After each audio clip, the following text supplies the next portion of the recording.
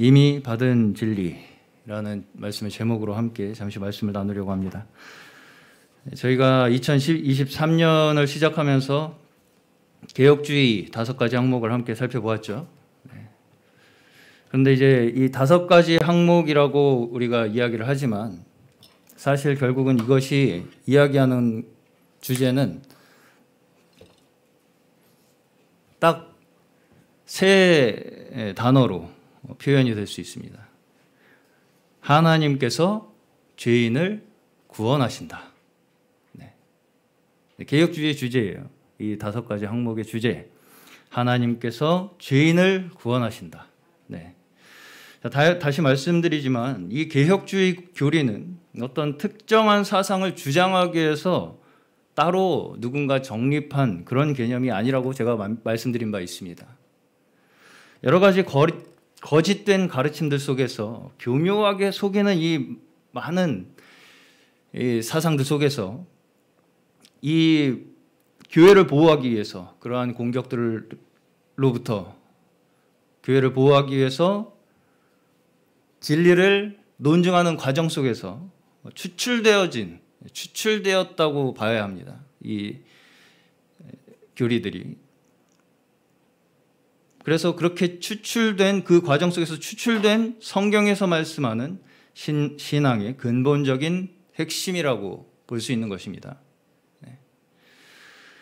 그리고 이 과정은 끝난 게 아니에요. 지금도 현재 진행형입니다. 지금도 현재 진행되고 있는 거예요.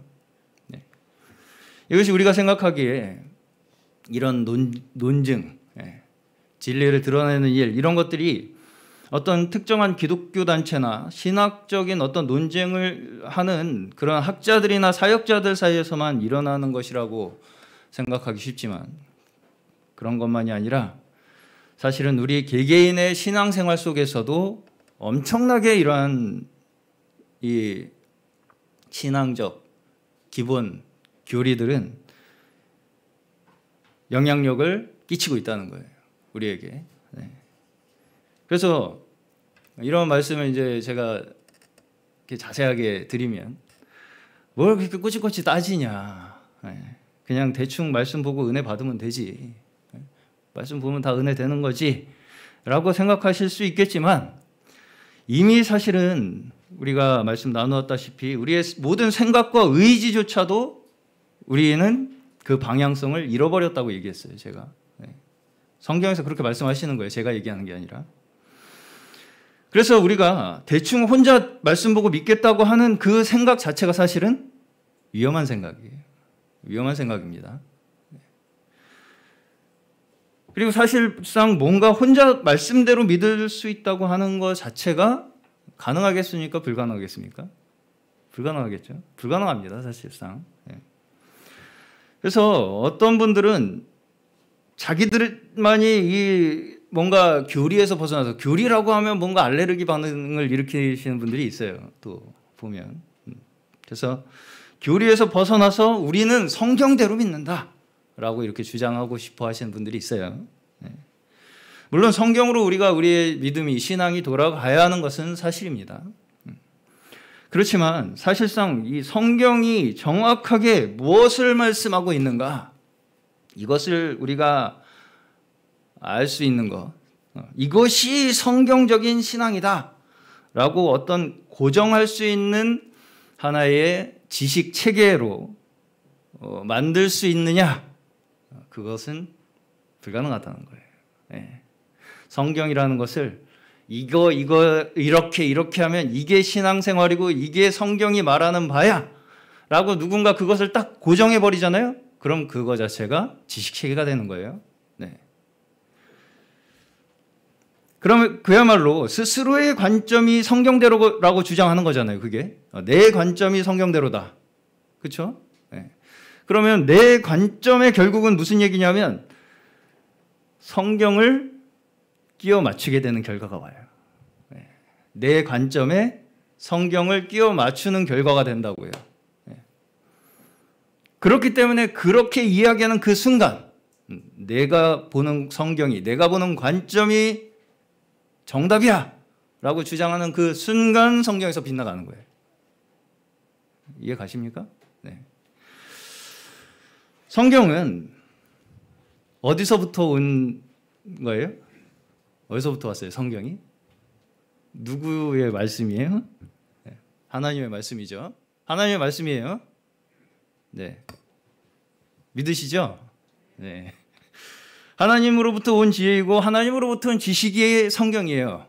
네. 하나님의 세계를 우리에게 알려주시기 위해서 쓰여진 것이 성경이라고요. 제가 이제 최근에 원로 목사님 사경에 40년을 지나오며라는 회고 우리 사경회를 하고 있죠. 네. 그래서 사실 저는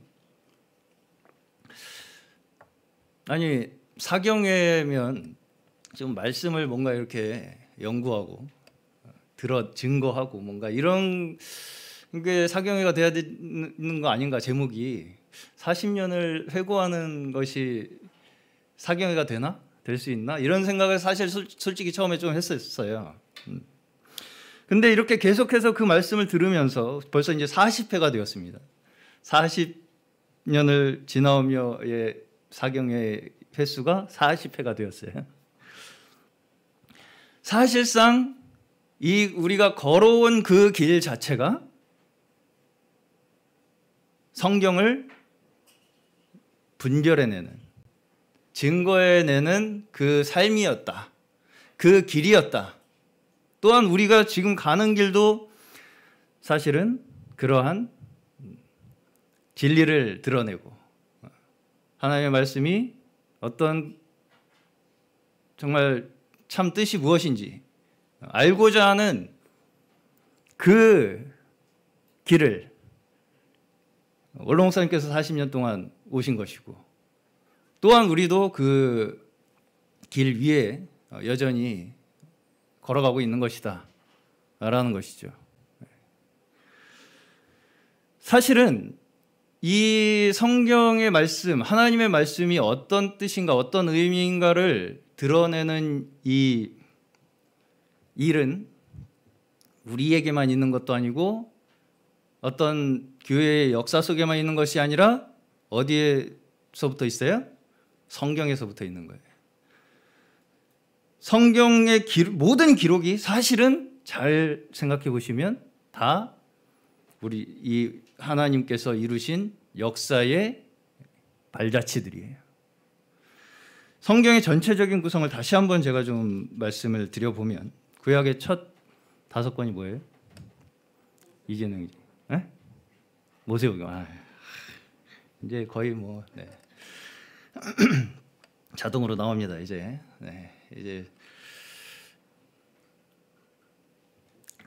거의 이제 저희 교회 수준이 네, 아주 좋아요.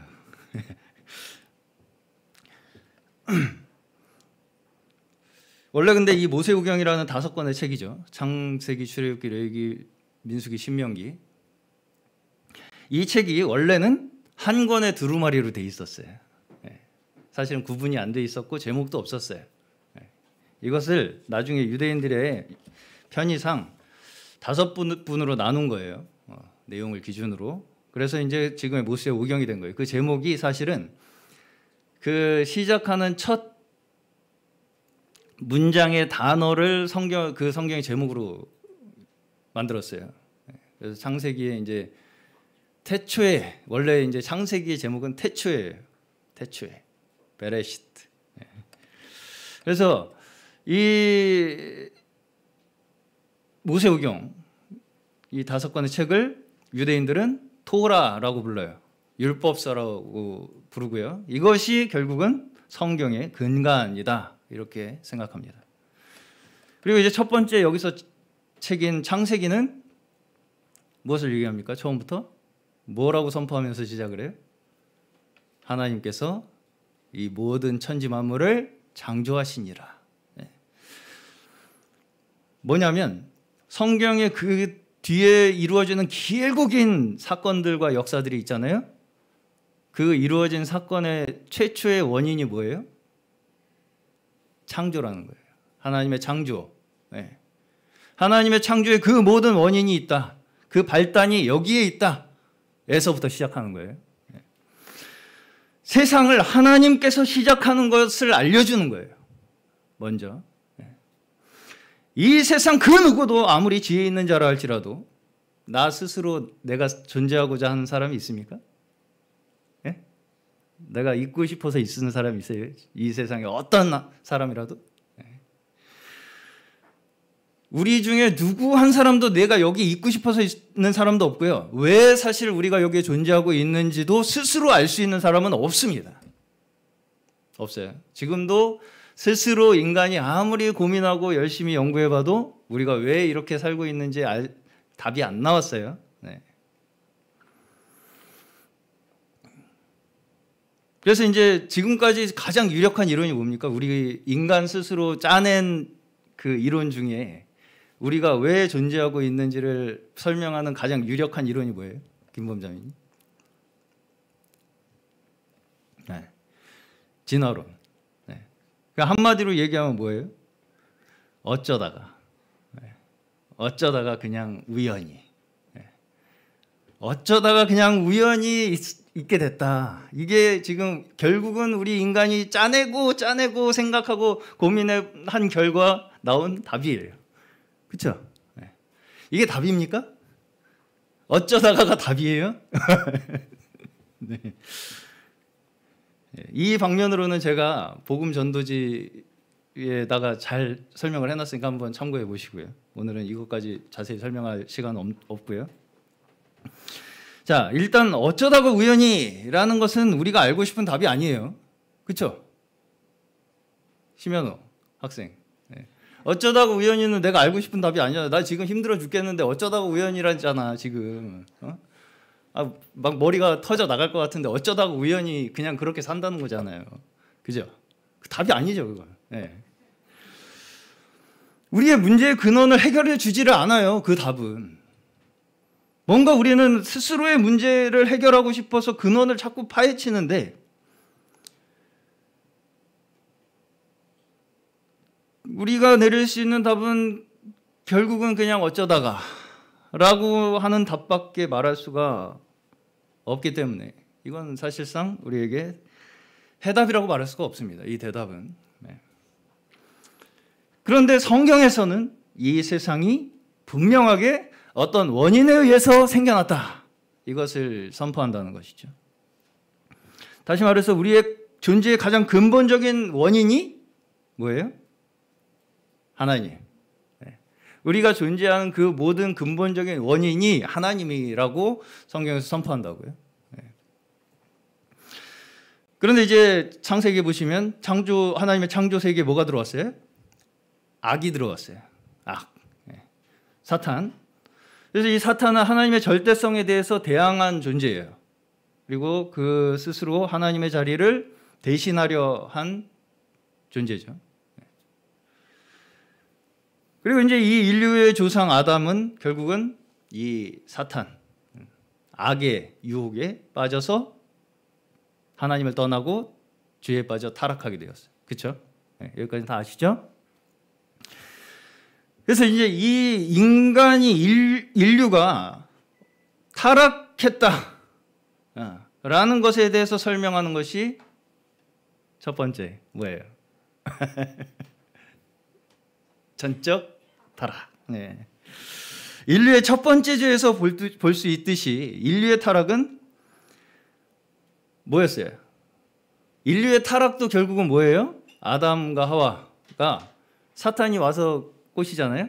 뭐라고 꼬시냐면 뭐라고 꼬셔요? 하나님을 결국은 어떻게 해요?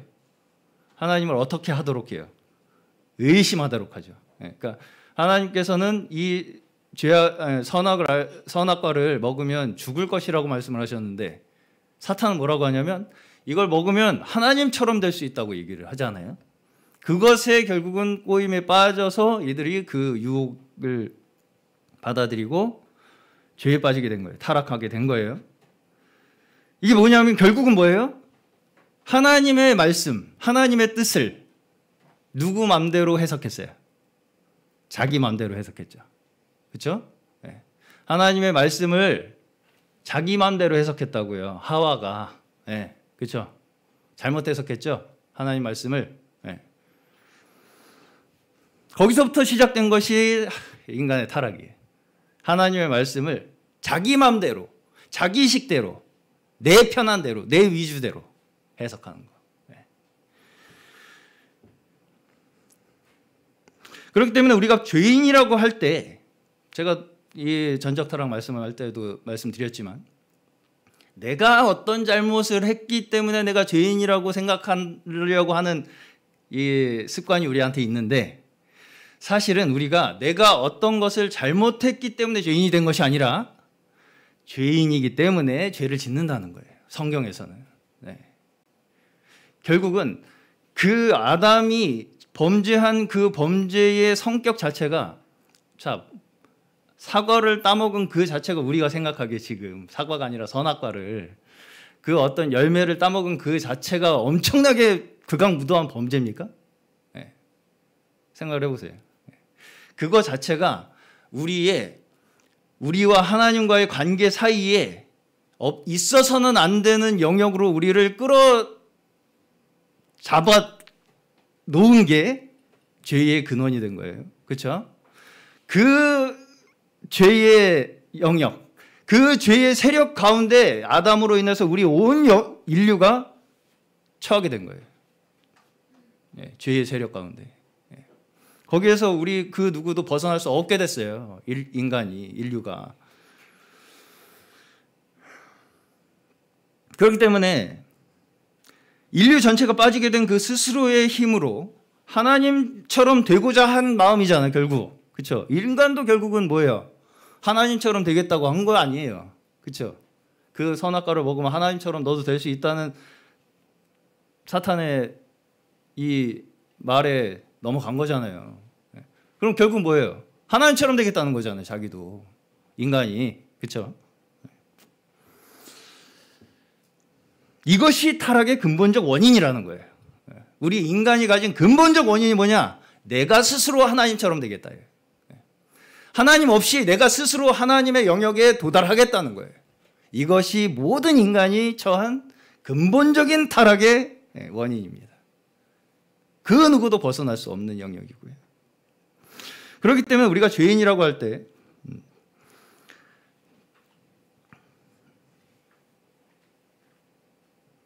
그 하나님처럼 되고자 하는 그 마음 자체로 우리는 죄인이 된 것이고요.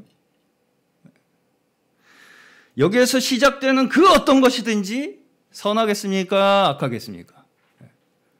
여기서 시작하는 그 어떤 것이든 우리가 심지어 보기에 좀 좋아 보이는 것들이라 할지라도 다 결국은 누구를 위한 거예요? 나를 위한 거죠. 조금 내가 좀 착한 일을 하는 그 모든 것들조차도 다 누구를 위한 거예요? 나를 위한 거예요.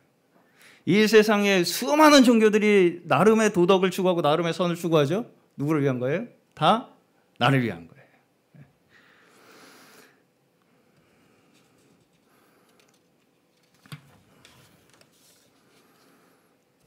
어떤 행동을 했기 때문에 죄인이 된 것이 아니라 하나님을 떠난 그 자체에서 그렇기 때문에 우리는 죄의 세력에 속하게 되었다라고 이야기를 하는 것이고요. 우리가 아무리 선한 행동을 아무리 스스로 노력해서 선행을 하려고 해도 결코 우리는 의를 이룰 수 없게 된다는 것입니다. 그것이 개혁주의에서 이야기하는 원죄예요. 전적 타락. 우리는 선을 택할 의지조차도 잃어버린 자들이라는 거예요. 선에 대해서 완전히 무능력한 자들이라는 것입니다. 근본적으로 우리가 선을 스스로 추구해서 완전해지겠다고 하는 그 곳에서부터 인간은 나 스스로를 위할 수밖에 없는 존재가 돼버렸어요. 아무리 발버둥을 쳐도 나를 위한 그 마음에서 벗어날 수가 없어요, 인간이.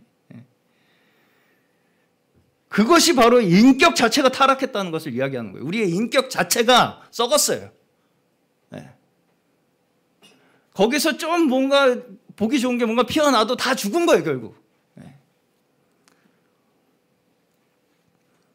일단 우리가 전제해야 할 것이 바로 우리 인간이 이렇게 전혀 아무런 희망이 없이 그저 죽을 날만을 기다려야 하는 운명에 처하게 됐다. 이것이 우리가 사실상 모두가 먼저 깨달아야 할 사실이라는 거예요. 예.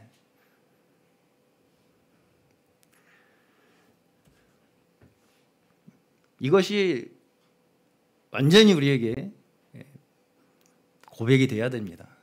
고백이 돼야 돼요. 믿지 않는 자들이 고백하겠습니까? 우리 믿는 이들이 하나님을 만날 때에서야 비로소 이 신앙 고백이 일어나는 거예요, 우리에게. 네. 그렇게 하나님을 이제 떠나서 죽을 운명에 처한 인류를 위해서 하나님께서는 그분의 사랑과 은혜로 이제 구원하시는 그 구원의 역사를 시작하신 거예요. 이렇게 하나님께서 구원하시는 계획에 있어서 하나님께서는 우리의 어떤 조건을 보시고 선택하신다 그랬어요? 아니죠. 우리가 뭐가 이뻐서? 잘해서? 착해서? 아니죠. 네. 오직 하나님께서 주권적인 선택으로 우리를 부르셨다는 것을 말씀하는 것이 무조건적 선택입니다. 무조건적 선택. 네. 하나님께서 우리 죽을 죄인을 은혜로 선택하셨다는 게 무조건적 선택이에요. 그리고 택하신 죄인들을 의롭게 하시기 위해서, 그 택하신 죄인들을 의롭다고 하시기 위해서 하나님께서는 예수 그리스도를 우리에게 육신을 입고 보내셨어요. 그리고 십자가에서 희생하신 것입니다. 하나님께서 택하신 자들의 죄를 해결하시기 위한 그 대속의 역사, 우리의 죄를 대신 짊어지고 해결해 주시기 위한 그 역사조차도 우리의 힘이 거기에 조금이라도 들어가나요? 안 들어가요. 다 하나님의 주권적 역사로 말미암아 우리에게 이루어졌다는 것입니다. 예수께서 그저 피를 흘리시고는 그 피를 인간의 선택에 의존하는 것으로 구원을 이루시지 않는다는 거예요. 네. 그 모든 것이 우리에게 직접 개개인에게 주어지는 선물이라는 것을 강하게 강조하는 것이 이 제한 속죄라는 항목입니다. 그리고 하나님께서 택하신 자들에게 이제는 은혜를 주셔서 우리의 원래의 삶은 어땠어요? 하나님께 저항을 했어요? 안 했어요? 저항하는 게 우리의 본능이었어요. 우리는 사실은 저항할 수 없는 게 뭐였어요? 우리의 육체. 죄에 저항을 할 수가 없었어요, 우리는. 저항할 수 없이 우리의 죄의 본능에 끌려다녔다고요.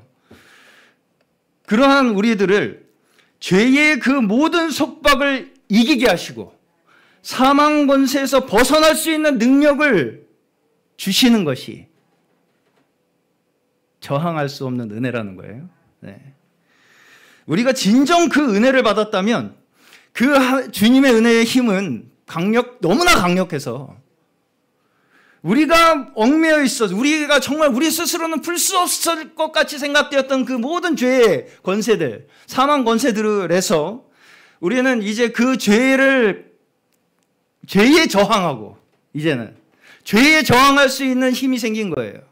네. 하나님을 거역하고 저항하던 우리의 모든 죄의 본성을 꺾으신다는 것입니다. 네.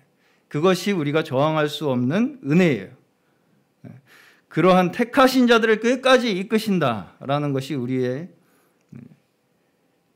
저항할 수 없는 은혜라는 신앙 고백입니다.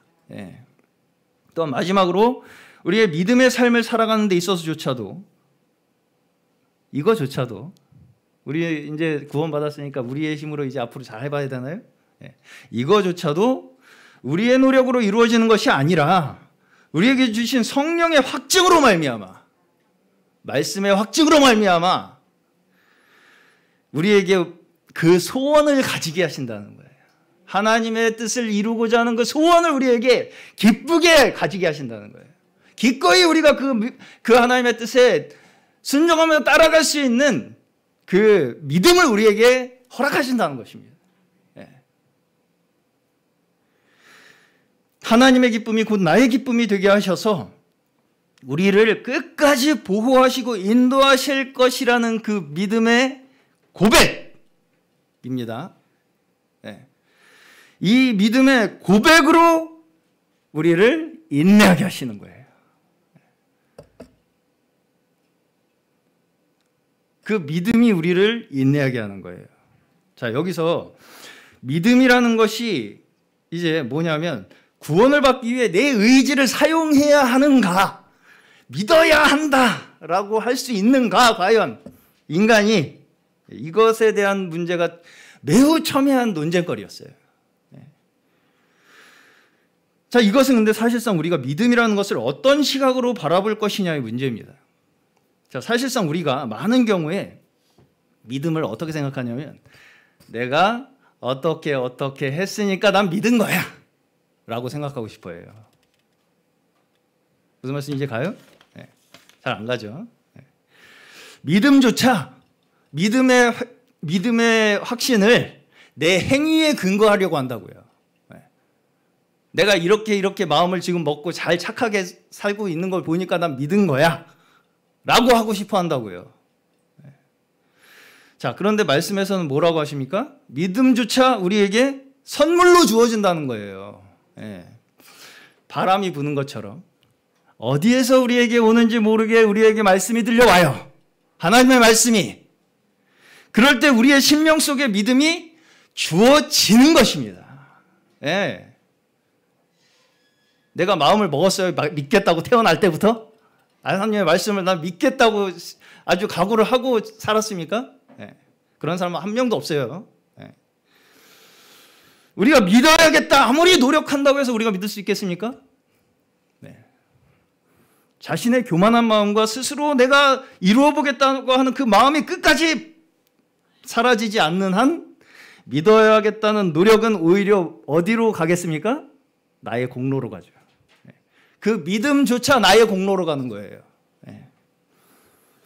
이런 면에서 우리는 사실 스스로 우리가 할 수 있는 것이 아무것도 없어요. 이걸 고백해야 돼요, 사실. 나 스스로를 구원할 수 없을 뿐 아니라 다른 사람에 대하여는 어떻겠습니까? 더더욱 우리는 할 수 있는 것이 없어요. 그런데도 불구하고 성경을 깨닫는 것조차 뭔가 내 스스로의 믿음에 의해서 나는 깨달았다고 생각하고, 다른 사람에 대하여서도 내가 아는 성경 지식으로, 내가 아는 논리로 이 사람을 믿게 만들 수 있다라고 하는 그 어떤 생각들, 이렇게 하는 순간 이것은 누구로부터 시작한 신앙입니까? 나로부터 시작한 신앙이에요. 하나님으로부터 시작하는 신앙이 아니에요. 내가 할 수 있습니까? 내가 하나님의 말씀을 내 생각으로 이해한 것으로 그 사람을 구원할 수 있어요? 네.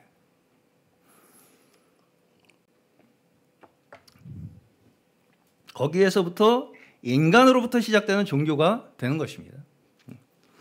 자, 제가 이제 이 오대교리 이야기하면서 몇몇 이제 논쟁, 역사 속에 있었던 논쟁들을 이야기를 했었어요. 5세기경에 있었던 펠라기우스라는 사람 이야기했었고요. 이 사람은 인간에게, 자, 제가 좀 충격적인 얘기를 좀 여기서 해드릴게요. 이 사람이 인간에게 자유의지가 있다 없다? 있다고 주장을 했어요. 있다. 그래서 그 인간에게 있는 자유의지로 얼마든지 선을 택할 수 있다고 주장을 한 거예요. 다시 말하면 인간의 구원이 스스로의 선택에 달려있다고 주장한 것입니다. 그래서 이제 결국은 인간 스스로의 노력과 인간 스스로의 선택과 공로로 인간은 구원받게 될 수 있다는 것을 이야기한 거예요. 자유의지로. 네. 그리고 이제 16세기경에 활동했던 아르미니우스 또한 하나님의 절대 주권에 반대했어요. 그때 당시에 있었던 개혁주의, 그리고 인간의 의지를 강조했습니다. 그래서 개혁주의에 대항했어요.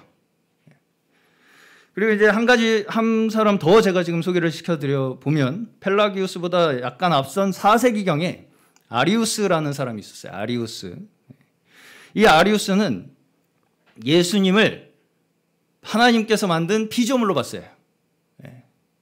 그래서 본질적으로 성부와 성자가 다르다고 봤습니다. 왜냐하면 예수가 만약에 신이라면 그 순종이 의미가 있느냐. 그렇죠? 하나님께서 사람으로 오셔서 그냥 사람인 척한 거 아니냐. 그렇기 때문에 예수님은 피조물로서 완벽한 우리에게 도덕적 모델을 제시한 사람으로 본 거예요. 예수님께서 이 땅에서 사람으로 완벽한 삶을 사신 것으로 우리에게 니네도 그렇게 살아 라고 하는 모델로 오셨다, 이렇게 얘기를 한 거예요. 그래서 우리도 피조물인 인간 예수가 보여준 그 도덕적으로 거룩한 삶을 사는 것으로서 우리도 결국은 구원받는 것이다, 이렇게 얘기한 거예요. 자, 여기 아리우스 또한 굉장히 금욕주의자였습니다. 스스로 심지어 거세를 했다고 해요. 교회의 순수성을 지키기 위해서 엄청나게 도덕적인 삶과 교회의 기강을 바로잡는 데 관심을 기울였던 사람이었어요. 이 사람으로 인해서 수도원이 생겨났다고 이야기합니다. 자, 우리가 성경대로 믿는다라는 그 말 자체가 얼마나 복잡한 의미를 가지고 있는가, 이것을 우리가 알 수가 없어요. 그렇게 단순한 말이 아니에요. 성경대로 믿는다라는 말 자체가. 교리에서 벗어나서 성경대로 나는 깨닫겠다, 이렇게 얘기를 하겠지만 우리는 결국 누군가의 관점으로 성경을 보게 됩니다. 그렇죠? 나 자신의 관점이더라도 누군가의 관점으로 이 성경을 바라보게 된다고요. 자, 창세기에서부터 사실상 하나님께서는 인간이 스스로 관점으로, 나 자신의 스스로의 관점으로 세상을 바라보고 해석하려고 하는 그 자체가 타락했다라고 이야기를 하는 것이고요. 그 잘못된 관점을 다시 하나님의 관점으로 돌이키시는 일을 하시는 것이 성경이에요. 창세기에서 계속되는 기록되는 사건들 또한 하나님께서 택하신 자들에게 구원의 언약을 하시고 계시죠. 그런데 한편에서는 여전히 이 하나님의 역사에 대해서도 자기의 관점으로 잘못 받아들이는 인간의 모습이 계속해서 보여지게 됩니다. 그럼에도 불구하고 하나님께서는 택하신 백성들을 인도해 내셔서 광야에서 율법을 주시죠. 자, 율법을 주신 게 왜 무슨 의미겠습니까? 결국은 하나님의 거룩하심을 우리에게 나타내신 거예요. 율법은 우리에게 뭘 해라 마라의 내용이지만 사실은 그것을 통해서 우리에게 알려주시고자 하는 것은 하나님이 얼마나 거룩하신 분이신가를 나타내시면서 결국은 그 하나님의 법으로 인해서 통치되는 하나님의 나라를 세우실 것을 말씀하시는 거예요. 이 법으로 하나님은 나라를 세우실 것이다. 이것을 모세오경에서 율법을 통하여 우리에게 말씀하신 거예요. 자, 여기 이제 십계명 첫 번째 항목이 뭐예요? 나 외에 다른 신을 섬기지 말라. 자, 실제로 다른 신이 있을까요, 그러면? 있어요, 없어요? 근데 왜 다른 신을 섬기지 말라 그래요? 신이 없는데 왜 다른 신을 섬기지 말라 그래요? 응? 네, 뭐라고요? 사람들이 만들어서. 네. 자, 그 다음에 바로 이어진 항목이 뭐예요? 새긴 우상을 섬기지 말라는 거예요. 새긴 우상. 우상이 뭡니까? 우상이 뭐예요? 아이돌. 네.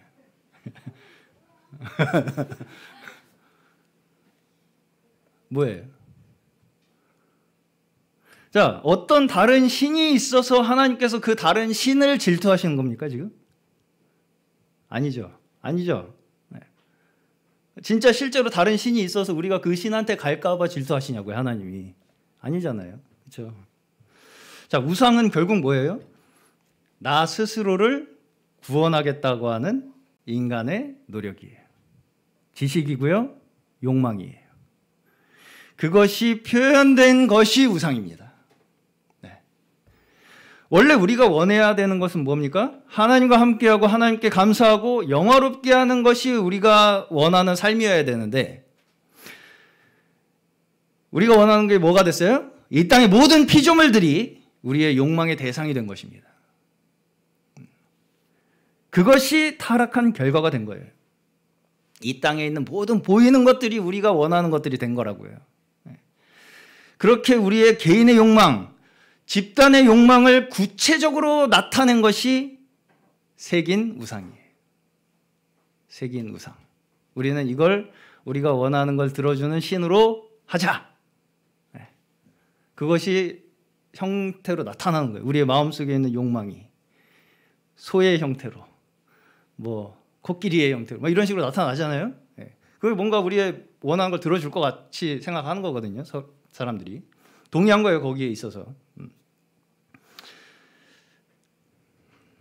모든 우상에는 결국은 나의 욕망이 거기에 투영되어 있습니다. 자, 여기에서 새긴 우상이 의미하는 바는 물론 직접 어떤 나무나 금속으로 만든 우상을 말하는 것이기도 하지만 근본적으로 봤을 때 우리의 마음속에 있는 모든 욕망들까지도 사실은 그 원하는 것이 왜 바깥에 있는 눈에 보이는 것들이라면 그것이 우리의 목적이 되죠. 그러면 그 모든 것이 어떻게 돼요? 우리의 마음속에 새긴 우상이 되는 거예요. 내 마음속에 보이는 그 어떤 것으로 새겨진다고요. 원하는 것이. 그게 내 우상이 된다고요. 내 마음속에 새겨진 우상. 바로 이 점에서 세상을 바라보는 우리의 눈이 완전히 빗나갔다는 것을 알려주시는 것이 이 십계명의 첫 번째 교리입니다. 나 외에는 다른 신을 섬기지 말라. 없다는 거예요. 그런데 지금 다 어때요? 다 나름대로 신을 만들어서 섬기고 있다는 거죠. 하나님께서 창조하신 질서에서 벗어난 잘못된 관점이라는 걸 십계명의 첫 번째 항목에서부터 말씀해 주시는 거예요. 너 잘못됐다, 니네 그 관점 잘못됐어. 사실상 모세오경은 하나님의 창조 질서가 진리다. 그것으로 통치되는 나라가 세워질 것이다. 라는 것을 말씀하시고 약속하시는 거예요. 그리고 이것이 신구약 성경 전체가 우리에게 말씀하시는 핵심이기도 합니다. 사실은 모세오경에서 사실 말씀하시는 그 모든 내용의 핵심이 성경 전체가 이야기하는 내용의 핵심과 사실은 같아요. 그래서 이제 보시면 모세오경 이후로 그 하나님의 말씀의 위에 계속 쌓여져 나가는 거예요. 모세오경 다음으로 뭐가 나옵니까? 역사서가 나와요. 이제 본격적으로 하나님께서 주신 율법과 약속을 이루시기 위해서 역사가 이루어져 나갑니다. 이것이 역사서예요.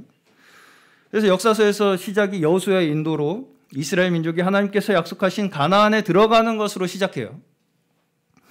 그래서 하나님께서 이제 모세오경에서 이스라엘 백성들에게 주신 이 율법의 바탕 위에서 세워지는 실제적인 왕국의 역사가 시작되는 것입니다. 이 모세오경의 하나님의 역사가 기초가 되어서 그 위에 이스라엘 왕국의 역사가 이제 시작된 거예요. 그럼에도 불구하고 어때요? 이렇게 시작된 왕국이 완벽하게 잘 돌아갑니까? 율법에 의해서 안 돌아가죠.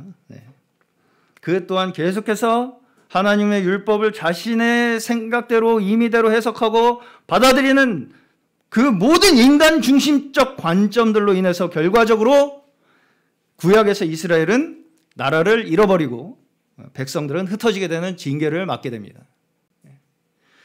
그렇지만 또 그 안에서 비록 그 왕국이 완전하지는 못했지만 그 속에서 하나님의 관점으로 왕국을 바라본 자들이 있었어요.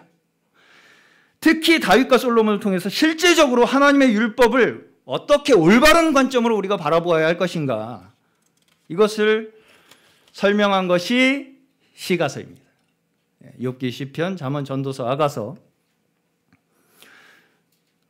자, 욥기에서부터 이야기하는 바가 뭐냐면 사실은 결국은 우리 모두가 하나님의 관점에서 벗어난 자들인데 그 하나님의 관점에서 벗어난 상태에서 아무리 우리가 바라보고 이 세상을 해석하고 나한테 왜 이런 일이 일어나는지를 생각해 봐도 무의미하다는 거예요. 오직 하나님의 주권적 역사의 관점으로 돌아와야만 그 모든 것이 이해될 수 있다는 거예요. 그걸 얘기하는 것입니다. 시편 또한 다윗의 왕국에 대한 소망, 왕국에 대한 찬양으로 대부분 이루어져 있고요. 잠언은 하나님의 창조 세계를 살아가는 우리 백성들이 가져야 할 지혜를 가르쳐 주시고요. 전도서 또한 근본적으로 우리가 세상을 어떤 시각으로 바라보아야 하는지에 대한 관점을 가르쳐 주시는 거예요. 그 지혜를 알려주시는 거예요. 아가서, 마지막으로 이 시가서의 마지막 아가서에서도 하나님께서 택하신 자들을 하나님께서 얼마나 사랑하시는지, 그 사랑을 하나님께서 우리에게 어떻게 하나하나 이루어 가실 것인지를 하나님의 관점에서 바라보도록 우리에게 알려주시는 것이 아가서예요. 자, 이제 그 이후로는 예언서들로 이루어져 있습니다. 대선지서, 소선지서로 역사서에서 이루어진 그 이스라엘 왕국 시대 동안 하나님의 역사와 말씀을 하나님의 관점으로 바라보지 않은 이 이스라엘 백성들의 나름대로 생각과 지식으로 행한 자들의 결과가 무엇인지 이야기하는 것이죠. 그렇지만 또 다른 면에서 여전히 하나님께서는 그 계획을 이루어 가실 것이고 그분의 백성들을 구원할 계획을 이루실 것을 약속하시는 것입니다. 그래서 거의 대부분의 사람들이 당시에 하나님의 말씀에 불순종하고 선지자들이 전하는 말씀을 듣지 않고 그들을 돌로 쳐 죽이기도 하고 결국 하나님의 징계에 떨어지게 됩니다. 자, 그리고 나서 이제 구약에서 지속적으로 공의의 날을 이루시기 위해 약속하신 그 구원자가 드디어 나타나는데 그것이 누구예요? 예수 그리스도죠. 이것이 신약이 시작되는 시점이 됩니다. 예수 그리스도가 오신 것이. 구약에서 하나님께서 자신의 거룩하심을 드러내기 위해서 뭘 주셨어요? 율법을 주셨잖아요. 돌비에 새긴 율법이 기초로 되어서 구약의 왕국이 시작되었다면 신약에서는 육신을 입고 오신, 말씀이 육신이 되어 오신 예수 그리스도가 기초가 되어 이제 진정한 하나님의 나라가 시작된 것입니다. 예수 그리스도의 성육신과 십자가의 고난과 부활 승천하신 그 모든 사건들이 우리의 복음이죠. 이것이 우리의 새 계명입니다. 새 계명. 이 사건을 우리는 하나님께서 우리에게 약속하신 그 하나님의 나라를 이루시겠다고 하시는 그 나라를 바라보는 믿음의 관점이 필요한 거예요. 이 사건들을, 예수 그리스도의 사건들을. 그리고 예수 그리스도의 구원의 역사를 통해서 이제는 실제적으로 이스라엘 그 하나님의 나라인 뭐가 시작돼요? 교회. 교회가 이제 실제 하나님의 나라예요. 이 교회의 역사가 사도행전에 기록됩니다. 이것이 사도행전이 신약의 역사서예요. 이 사도행전의 사건들 속에서 여전히 어때요? 그럼에도 불구하고 이 복음조차, 예수 그리스도의 복음조차 인간적 관점에서 받아들이고 해석하려고 하고 스스로의 행위로 스스로 구원하겠다고 하는 많은 거짓된 가르침이 여전히 남아 있었습니다. 이러한 가운데서 이 복음의 진정한 의미가 무엇인지, 하나님께서 새 계명을 우리에게 주셔서 이루고자 하시는 진정한 하나님의 나라가 무엇인가를 바른 관점으로 해석하고 적용하는 것이 서신서들이에요.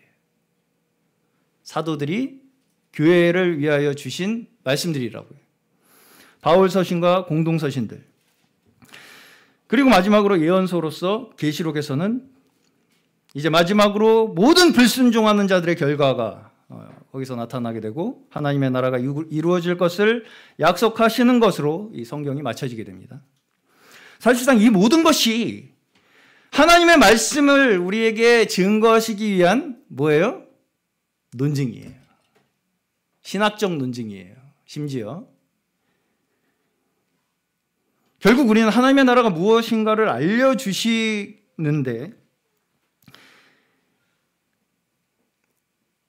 이 땅에 육신을 가진 우리가 하나님의 나라를 알 수 있는 길은 뭐밖에 없냐면요. 아닌 것을 분별하는 방법밖에 없어요. 이건 하나님의 나라에 속한 것이 아니야 라고 분별하는 방법으로밖에 우리는 하나님의 나라가 어떤 나라인지를 알 수밖에 없다고 해요. 왜냐하면 하나님의 나라는 물질적인 것이 아니잖아요. 그렇죠? 근데 이 물질적인 영역에 속하지 않은 하나님의 나라를 우리의 생각으로, 우리의 이성으로 뭔가 구체화해서 설명을 하려고 하는 그 순간 뭐가 되겠어요? 지식이 되죠. 지식이 돼요.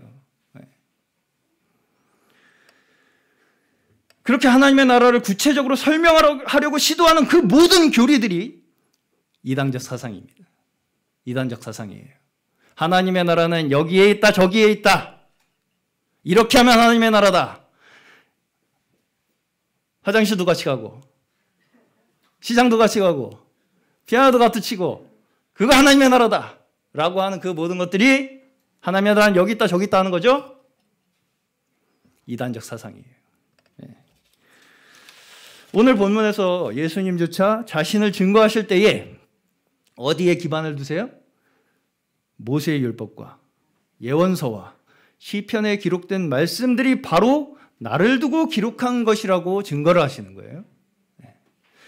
복음서에서도 계속해서 예수님께서 증거하신 것이 무엇이었냐? 결국은 뭐예요?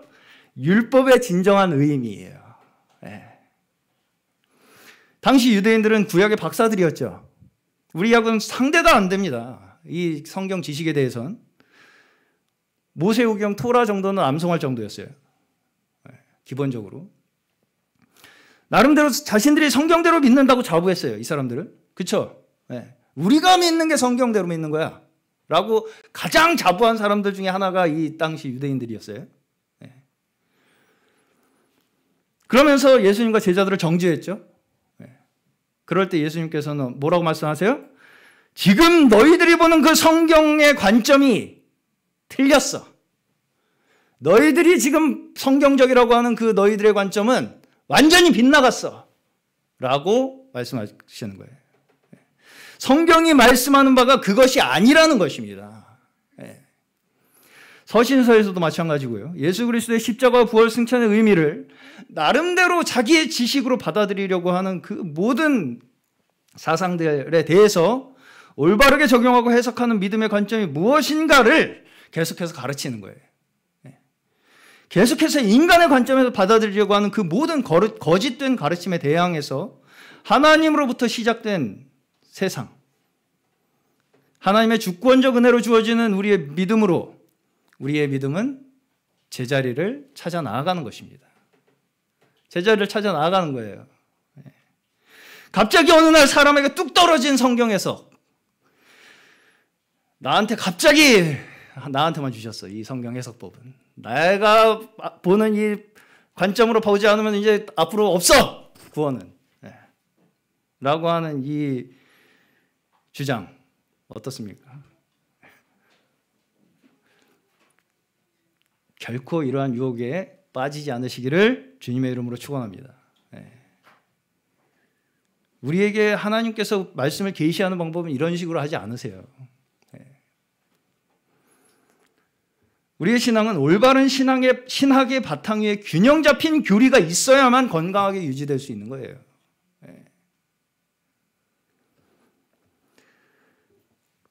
그런 의미에서 이 개혁주의 5개의 항목은 하나님의 백성으로서 우리의 믿음에 있어서 마땅히 고백되어야 할 신앙 고백이라고 저는 믿습니다.